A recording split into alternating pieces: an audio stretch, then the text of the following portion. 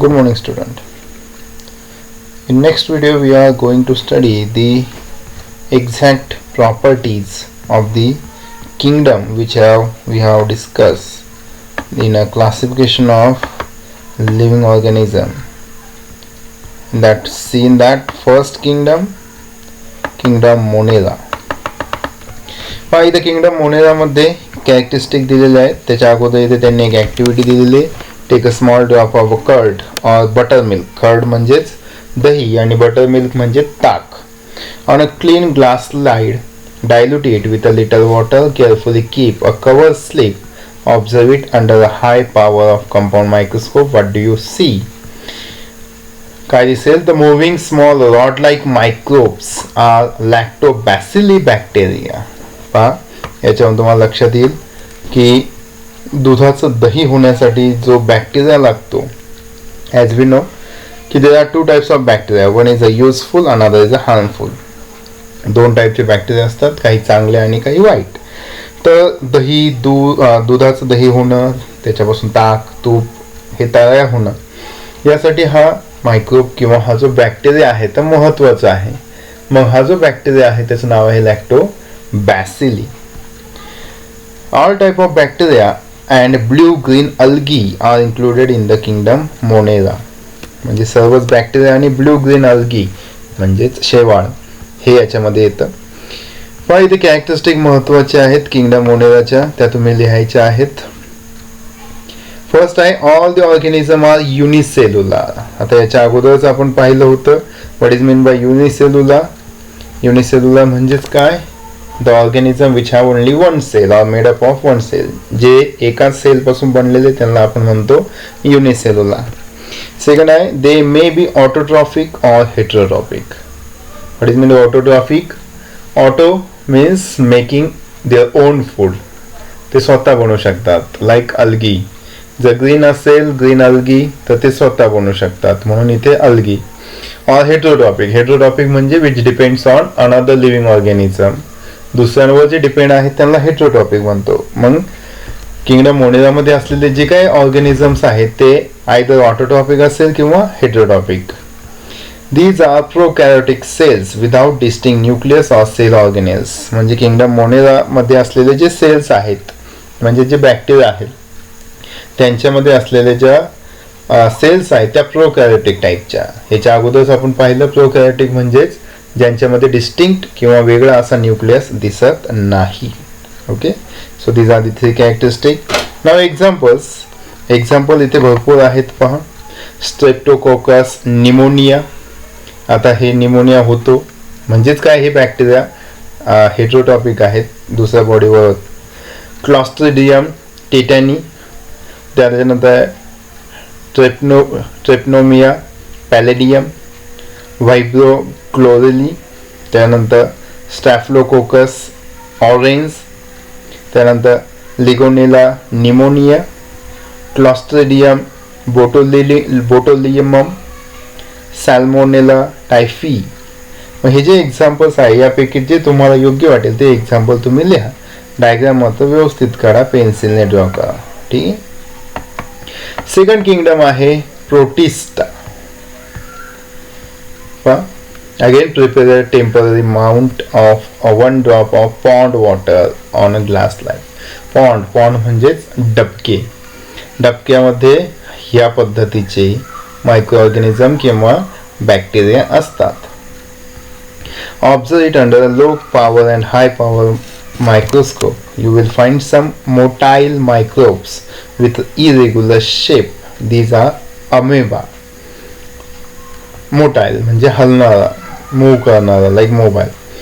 मग इथे पण कॅरेक्टरिस्टिक महत्वाचे आहेत. पुन्हा protista are single celled organism with well defined nucleus enclose in a nuclear membrane. आता इथे पहा, एका याच्यात तुम्ही दोन कॅरेक्टरिस्टिक लिहू शकता. इथे म्हटले प्रोटिस्टा आर सिंगल सेल्ड. याच्याऐवजी आपण वर्ड यूज करू शकतो protista. In this kingdom all organism are unicellular. एका याच्यात दोन्हीपैकी एक वाक्य वापरू शकतो.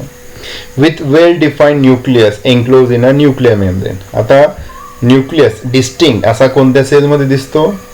युकॅरियोटिक टाईपमध्ये. त्याच्यामुळे इथे सेकंड पॉईंट टाकू शकतो, in this organism the cells are eukaryotic type of cell, because in eukaryotic type of cell distinct nucleus is observed. त्याला आपण युकॅरियोटिक म्हणतो. Second, they have pseudopodia or hair like cilia or whip like flagella for locomotion. आता एक एक शब्द पहा. सगळ्यात महत्त्वाचा वर्ड आहे हा लोकोमोशन. लोकोमोशन म्हणजे movement of body from one two another, movement of organism म्हणजे एका ठिकाणून दुसऱ्या ठिकाणी लोकोमोट होणं म्हणजे जागा बदलणे, विस्थापन होणं, त्याला म्हणतात लोकोमोशन. ज्या पद्धतीने आपल्याला पाय आहेत एका ठिकाणून दुसऱ्या ठिकाणी जाण्यासाठी, तसे युनिसेल्युलरमध्ये नाही. मग त्यांना काय असतं तर सिडोपोडिया. सिडोपोडिया म्हणजे अमिबाचं छद्मावरण, म्हणजे आवरचं बाहेरचं आवरण आहे. बाहेरची जी बॉडी आहे त्याला आपण छद्मावरण मराठीत म्हणतात, इंग्लिशमध्ये सिडोपोडिया म्हणतात. त्याच्या साहाय्याने ते एका ठिकाणून दुसऱ्या ठिकाणी मूव्ह होत असतो. काहींना असतं हिअर लाईक सिलिया. आता इथे बरेचसे युग्लेना, व्हॉल्वॉक्स, पॅरामेशियम दाखवलेले आहेत. आता पॅरामेशियमला सुद्धा इथे जर ऑब्झर्व केलं तर एकदम स्मॉल हिअर लाईक म्हणजे केसांसारखं दिसून येतं. त्यामुळे सुद्धा ते त्यांच्या साहाय्याने मुवमेंट करू शकतात. ऑर विप लाईक फ्लॅजेला म्हणजे फ्लॅजेला म्हणजेच छोटेसे बाहू असल्यासारखं किंवा शेपूट असल्यासारखं ते मूव्ह होऊ शकतात, त्याला म्हणतात. जसं युग्लेनाला दाखवलेलं आहे small tail like, actual tail नाही पण टेल साईक, शेपटीसारखं, त्याच्या साहाय्याने ते मुवमेंट करू शकतात. ठीक आहे.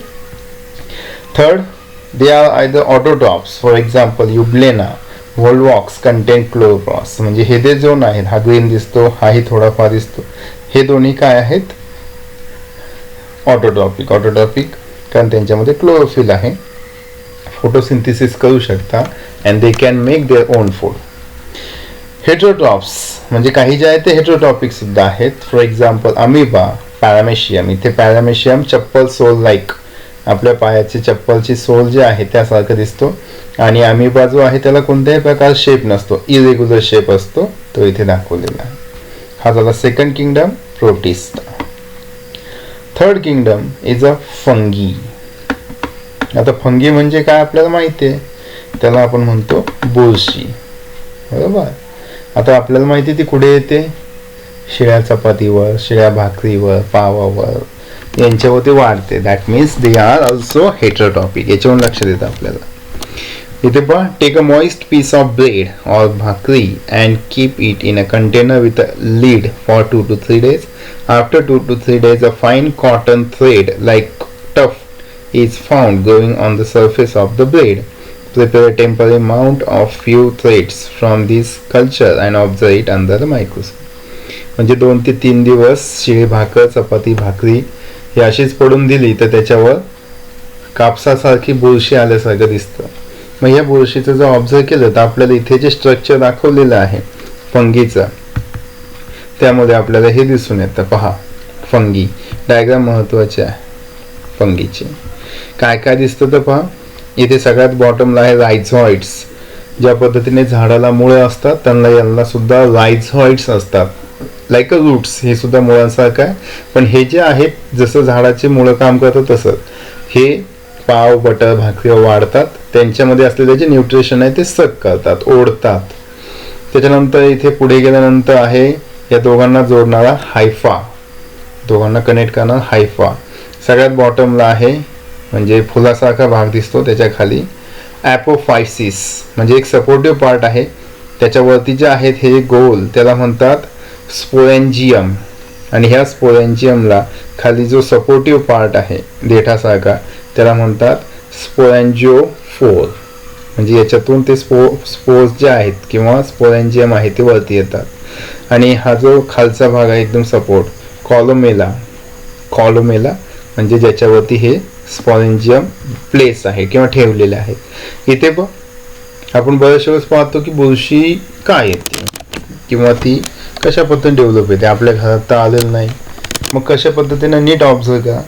ज्यावेळेस ती पूर्ण ग्रो होते, डेव्हलप होते, त्यानंतर हा जो स्पोरेंजियम आहे म्हणजे एक फुलासारखा भाग हा फुटतो आणि याच्यातून जे स्पोर्स आहेत म्हणजे छोटे छोटे सीड लाईक, सीडच म्हणू आपण त्याला, हे जे स्पोर्स आहेत फंगीचे ते हवेत मिसळतात, हवेच्या साहाय्याने उडत जातात आणि ज्या ठिकाणी त्याला मॉइश्चर भेटन, फूड भेटतं लाईक भाकरी ऑल ब्रेड, तिथे ते डेव्हलप होतात. ओके, डायग्राम व्यवस्थित ड्रॉ करा. आता याचे कॅरेक्टरिस्टिक पहा, तुम्हाला थोड्याफार लक्षात आले असेल पण पुन्हा पहा. These are non green. आता यांना हिरवा रंग नाही, हे सुद्धा फंगी आहे. पहा इथे दाखवलेलं जे आहे ही सुद्धा फंगीच आहे, बुरशीचाच आहे, किंवा भूछत्र सुद्धा आपण त्याला म्हणतो. मशरूम सारखा तो सुद्धा बुरशीचाच भाग आहे mushroom. So these are non green म्हणजे ते हिरवे नाही. याचा अर्थ ते काय असणार, हेट्रोट्रॉपिक, ऑटोट्रॉपिक नाही. युकॅरियोटिक म्हणजे यांच्यामध्ये डिस्टिंक्ट न्यूक्लियस असतो. हेट्रोट्रॉपिक ऑर्गॅनिझम, 3 शब्द समजले, नॉन ग्रीन, युकॅरियोटिक आणि heterotrophic. Second, most of them are saprotrophs म्हणजेच जे खराब झालेलं अन्न आहे, डेड झालेलं ऑर्गॅनिझम आहे, यांच्यावरती डेव्हलप होत असतात, त्यामुळे म्हणतात saprotrophs. They feed upon decaying organic matter. इथे पहा त्याचा अर्थ दिलेला आहे. सॅप्रोट्रॉप्स म्हणजेच काय, दे फीड म्हणजेच खाणे किंवा त्याच्यापासून न्यूट्रिशन मिळवणे. दे feed upon decaying organism. Decay म्हणजेच विघटन होणे, म्हणजे जे विघटन किंवा नष्ट होणारे, खराब होणारे, सडलेले, कुचकं जे अन्न आहे त्याच्यावरती हे वाढत असतात. Their cell wall is made up of tough and complex sugar called chitin. म्हणजे यांच्यावरती एक आवरण आहे, सेल वॉल आहे, त्यातला कायटीन नाव आहे. Some fungi are thread like and many nuclei are present in the cytoplasm. काही थ्रेड लाईक म्हणजे आता वरती आपण पाहिली ते डायग्राम, थ्रेड लाईक. एक्झाम्पल्स आहे बेकर्स ईस्ट. आपण जे पाव बनवण्यासाठी बेकरीमध्ये जे ईस्ट वापरलं जातं त्याला इंग्लिशमध्ये ईस्ट आणि मराठीत किनोआ म्हणतात. हे ईस्ट म्हणजेच फंगी आहे. ॲस्परगिलस म्हणजेच फंगस ऑन कॉर्न. कॉर्न म्हणजे आपल्याला माहिती, मक्यावर जे येतं बुरशी त्याला ॲस्परगिलस म्हणतात. पेनिसिलियम आणि मशरूम. मग याच्यावर तुम्हाला लक्षात आलं असं काही जे युजफुल फंगी आहे आणि काही हार्मफुल आहेत. आता ईस्ट आपण जनरली यूज करतो. पेनिसिलियम, त्याच्यापासून पेनिसिलियम लस किंवा व्हॅक्सिन तयार झालेलं आहे. आणि मशरूम तर सगळ्यांना माहिती आहे. Though many system of classification are introduced after the Whittaker's, his 5 kingdom system is widely accepted. मग हे जे आहेत 5 किंगडम मधले 3 किंगडम आपण आज स्टडी केलेत, मोनेरा, प्रोटिस्टा आणि फंगी. कॅरेक्टरिस्टिक आणि डायग्राम या 2 महत्त्वाचे आहेत. नेक्स्ट पॉईंट आहे क्लासिफिकेशन ऑफ मायक्रोब्स. आता मायक्रोब म्हणजे तरी काय, मायक्रोब म्हणजे सूक्ष्म आणि ओब्स म्हणजे organism. That means micro organism very fine, जे आपल्या डोळ्याला दिसत नाही त्याला आपण म्हणतो micro organism. Among the living organism, micro organism are largest in the number. कोणताही लिव्हिंग ऑर्गॅनिझमचा विचार केला म्हणजे ह्युमन्स घ्या, ॲनिमल, प्लांट, कोणत्याही, तर सगळ्यात जास्त जर असेल तर ते आहेत micro organism in a numerous amount, खूप जास्त प्रमाणात दिसून येतात.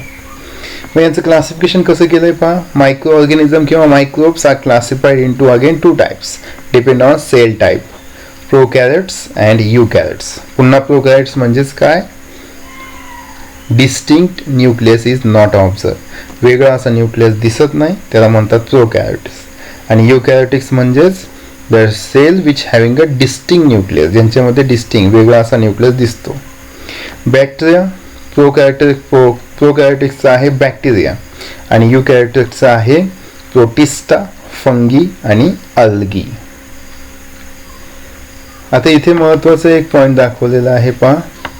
साईज दिलेली आहे with reference to size of microbes. तर इथे ऑब्झर्व करा, 1 metre is equal to 10⁶ micrometre.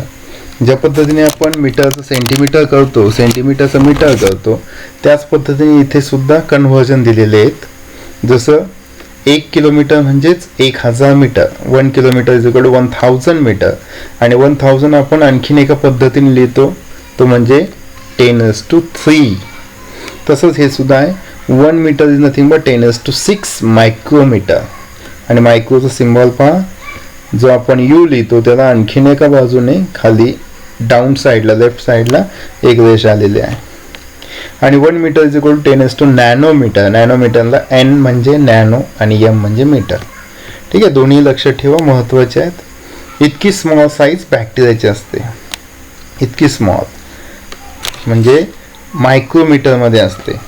ठीक आहे, 10⁶ आणि 10⁹ हे व्हॅल्यू लक्षात ठेवा, कन्वर्जन आहे. नेक्स्ट पण बॅक्टेरिया.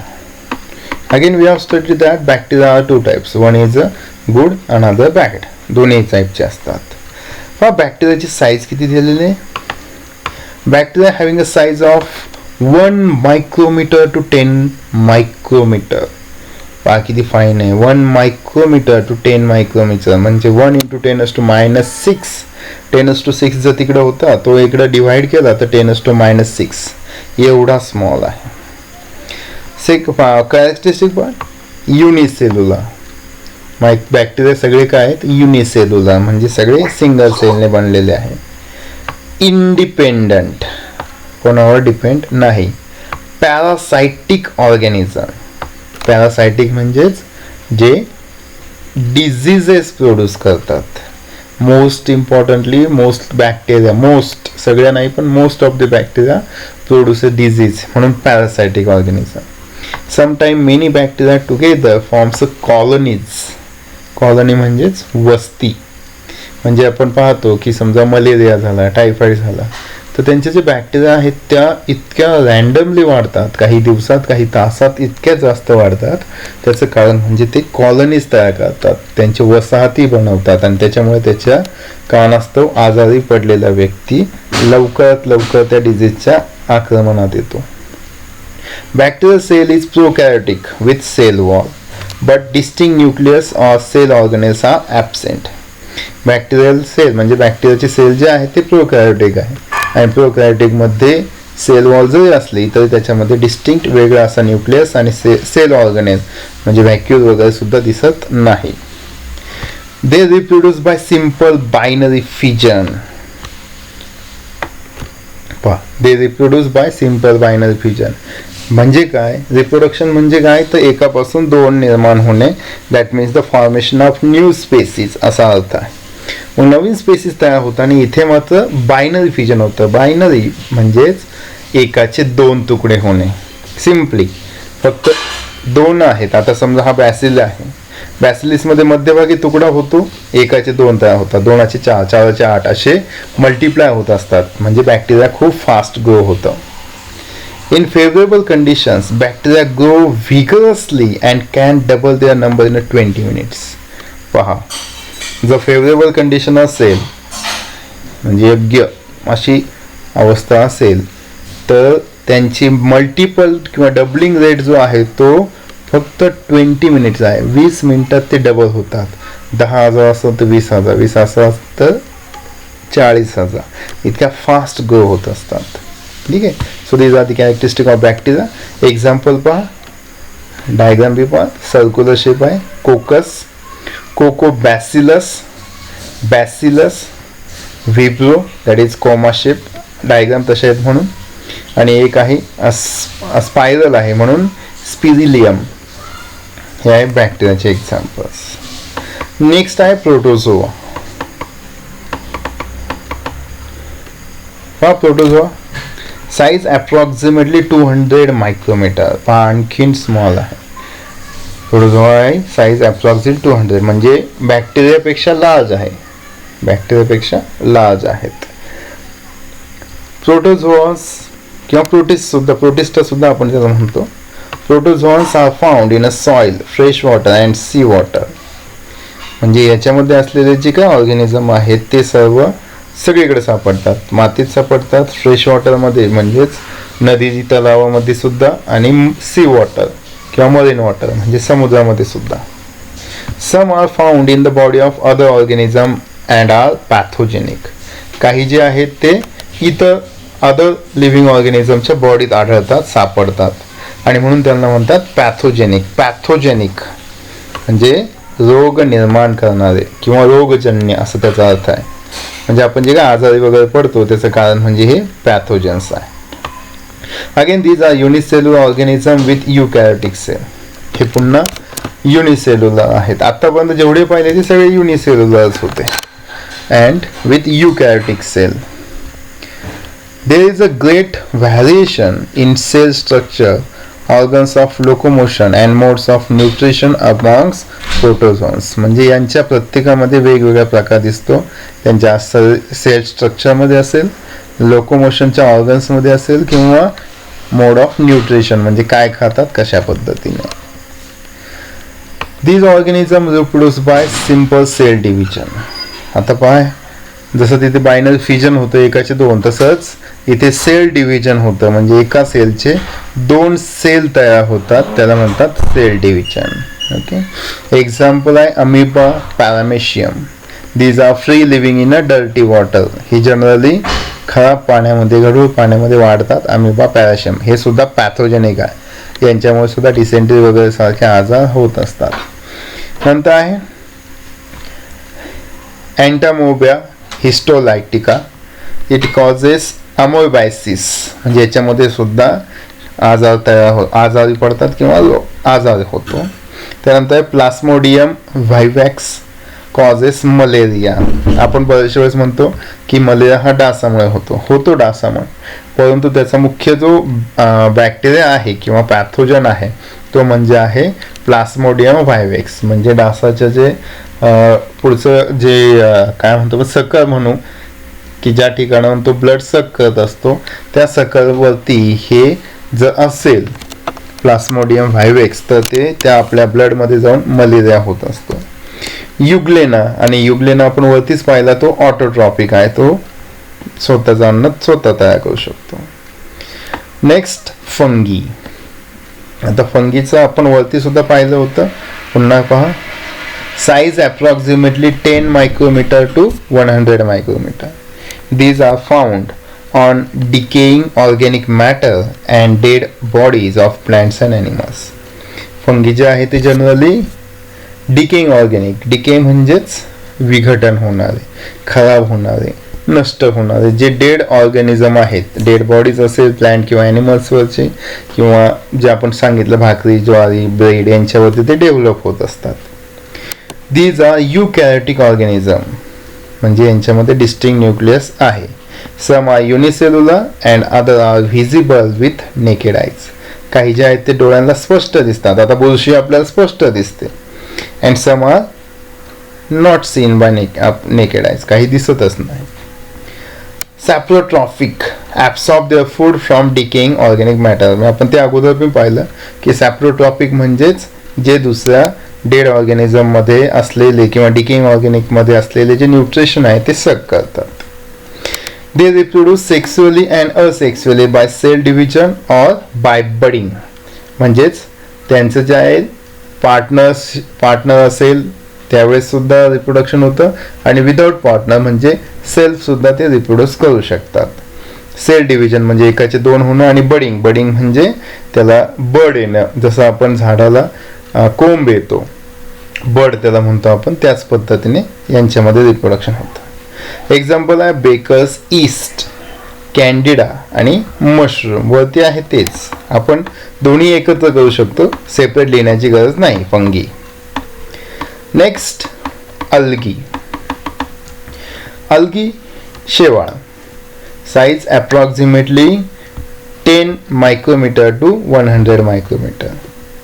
They are aquatic. आता शेवाळ कुठं दिसतं तर आपल्याला जनरली पाण्यामध्ये. So they are aquatic. Eukaryotic, that means they have a distinct nucleus.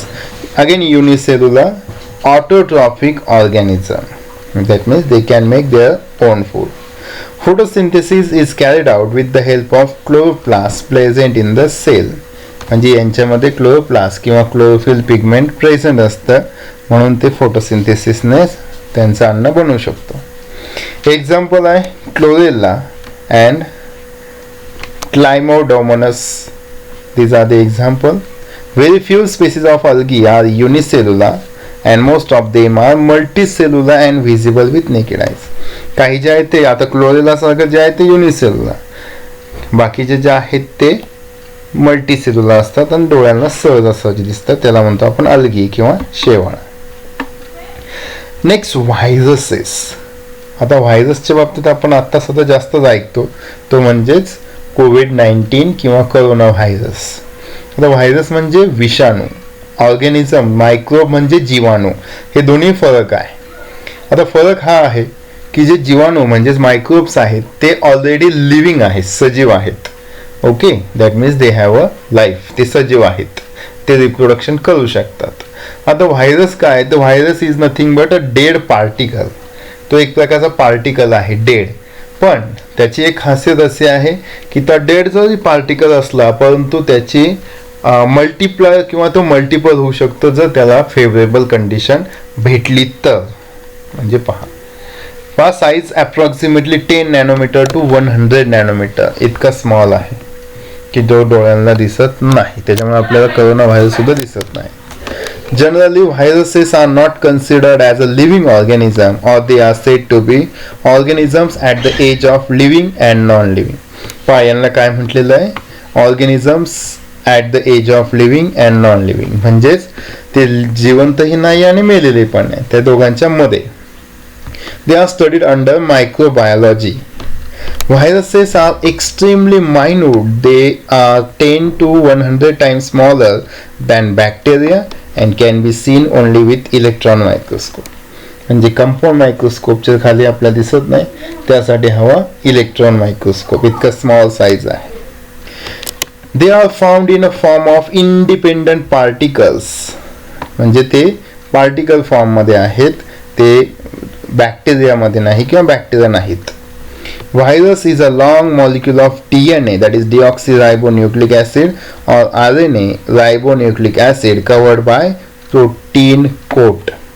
आपण जे पाहिलंय आता सध्या कोरोना व्हायरस, तर कोरोना व्हायरस सुद्धा RNAच्या फॉर्म मध्ये आहे आणि त्याला सुद्धा एक प्रोटीन कोट आहे. त्याच्यामुळे आपण जनरली पाहतो की डॉक्टर्स वगैरे आता सुद्धा सांगतायत की कमीत कमी 20 सेकंद तरी हँड वॉश करावे, की जेणेकरून आता आपण पुन्हा विचार करतो की हे जे व्हायरस आहेत ते मरत नाही, परंतु त्यांच्यावर असलेली जी कोटिंग आहे ती निघून जाते आणि त्याच्यामुळे त्याचा जो इफेक्ट आहे किंवा मल्टिप्लाइंग किंवा डबलिंग रेट जो आहे, एकाचे 2, 2चे 4 होण्याचा, तो कमी होत जातो, म्हणून हँड वॉश करायचे असतात. Viruses survive only in living plant or animal cell and produce their own proteins with the help of host cell and create their numerous replica. Then they destroy the host cell and become free. These free viruses again infect new cell. पहा किती घातक असतात virus. ते generally फक्त living plant किंवा animal सेलवरच produce होतात किंवा त्या ठिकाणी टिकतात आणि ते स्वतः त्या दुसऱ्या होस्ट म्हणजे आपण गेस्ट आणि होस्ट हा शब्द आपल्याला माहिती आहे. आपण जर एखाद्याच्या ठिकाणी गेलो तर आपण काय असतो, गेस्ट म्हणजे पाहुणे, आणि होस्ट म्हणजे जे पाहुणचार करतात ते म्हणजे होस्ट. मग आपल्या बॉडीत जर असे व्हायरस गेले तर व्हायरस झाला गेस्ट आणि आपण झालो होस्ट, आणि हे गेस्ट आपल्या शरीरात गेल्यानंतर आपल्या सेलमध्ये असलेले प्रोटीनचा यूज करून त्यांची संख्या वाढवतात. दे मेक अ रिप्लिका म्हणजे स्वतःसारखे अजून असे डुप्लिकेट तयार करतात किंवा ते स्वतःची संख्या वाढवतात आणि ते हळूहळू आपल्या सेलला नष्ट करायला सुरुवात करतात आणि नंतर ते फ्रीली बिहेव करतात आणि एकदा ते होस्ट सेल संपले की मग ते नवीन सेलमध्ये जातात, म्हणजेच पुन्हा नवीन सेलला अटॅक करतात, जो आता सध्या कोरोना व्हायरस करतोय. एकाच्या बॉडीतून दुसऱ्याच्या तिसऱ्या बॉडीमध्ये जातो. Viruses cause many diseases to plant and animals. त्याच्यामुळे वेगवेगळे डिझीज होऊ शकतात. Okay, so this is all about for this chapter. आणखीन एक व्हायरस इथे दिलेलं आहे पहा. Do you know human polio virus, influenza virus, HIV AIDS virus etcetera. कॅटलमध्ये आहे पायकॉर्ना व्हायरस, कॅटल म्हणजे जनावरांमध्ये. प्लांट्समध्ये टोमॅटोवरती आहे wilt virus, tobacco mosaic virus. बॅक्टेरियामध्ये सुद्धा आहे bacteriophages, that is virus attack bacteria सुद्धा ते अटॅक करत असतात. ठीक आहे, एक्सरसाइज सॉल्व करा. जे काही नोट्स आहेत त्या प्रॉपरली तयार करा. काही अडचण असेल तर विचारा.